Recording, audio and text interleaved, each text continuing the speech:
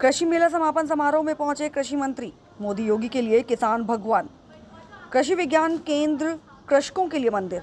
योगी सरकार में किसानों को मजबूत व समृद्ध बनाने का लक्ष्य। संवाददाता विष्णु सिंह बांदा से खास रिपोर्ट।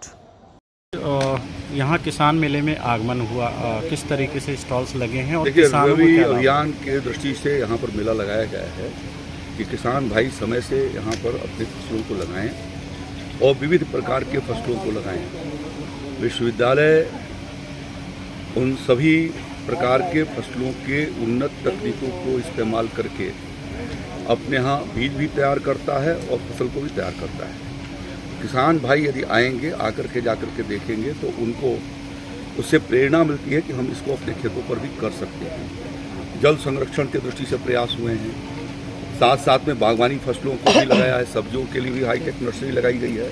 तो जब जा करके देखेंगे तो समय से खेती करने से खास तौर पर यहाँ पर खरीफ के दिनों में जो खेतों को खाली छोड़ा जा रहा है, जो यहाँ के पिछड़ेपन का एक मूल कारण है, यहाँ के किसान भाइयों को ये मेले के माध्यम से बताने की कोशिश किया गया है कि वो उसका भी उपयोग करें। और यहाँ पर जैसे अरहर की फसल लगी है, लगभग 25-30 हेक्टेयर के भीतर लगी है, 25 हेक्टेयर के भीतर लगी है, तो उसमें कितनी अच्छी बढ़िया फसल यहाँ पर है। तो यदि वो अपने खेत पर करेगा तो ये बुंदेलखंड दलहन और तिलहन के हब के रूप में जाना जाता रहा है। जो हमारे किसान भाइयों ने विगत वर्षों के भीतर उससे विमुख हुए हैं, तो उनको इसके लिए प्रेरित करने का काम कि वो इसको करें और अपनी आमदनी को बढ़ाएं। और बुंदेलखंड की आर्थिक संपन्नता जब बढ़ेगी तो हमारे प्रदेश की भी उसके साथ आर्थिक संपन्नता बढ़ेगी। मंत्री जी, बहराइच घटना को लेकर क्या कहेंगे? सपा का आरोप है कि भाजपा ऐसा करा रही है। बहराइच में जिन लोगों ने कानून व्यवस्था को लेने की कोशिश की है, जिन्होंने जानबूझ करके और